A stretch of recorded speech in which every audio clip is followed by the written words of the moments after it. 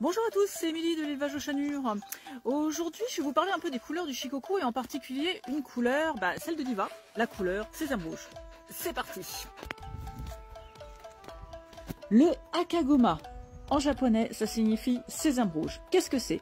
C'est une base de poils rouges et des poils noirs mélangés minoritaires, donc plus de poils rouges que de poils noirs. Comme on peut le voir sur ma jolie Diva qui est encore en mue avec ses petites touffes de poils, le poil noir est surtout réparti sur la tête, le cou, le corps, le haut des pattes, ça peut descendre jusqu'au poignet, ce qui donne un petit peu l'aspect de loup.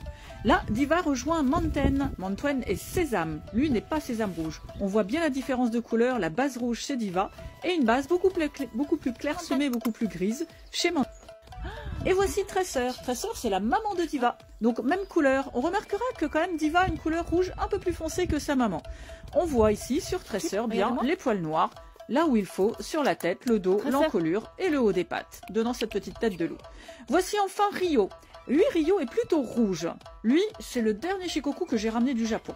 Donc on voit un peu de poils noirs sur la tête, mais regardez bien son corps, son dos, le haut de ses pattes, il est vraiment rouge. On préférera une couleur rouge plus foncée. Comme disent les Japonais, ils préfèrent un rouge lumineux. Donc du coup, Rio est un peu clair, mais il a beaucoup de qualités que d'autres Shikoku n'ont. Au Japon, le sésame rouge est la couleur la plus commune. Hors Japon, par contre, cette couleur est beaucoup plus rare. Et vous, quelle couleur préférez-vous ? Voilà, enfin sachez également que j'ai écrit un livre sur Shikoku, je suis co-auteur du livre Shikokuken, que j'ai coécrit avec Wendy Jinko. N'hésitez pas à me contacter si vous voulez le commander, dessus on parle de tout sur le Shikoku. On a mis toutes nos années d'expérience, toute notre connaissance, toute notre expérience qu'on a avec le Japon, avec les éleveurs japonais dans ce livre.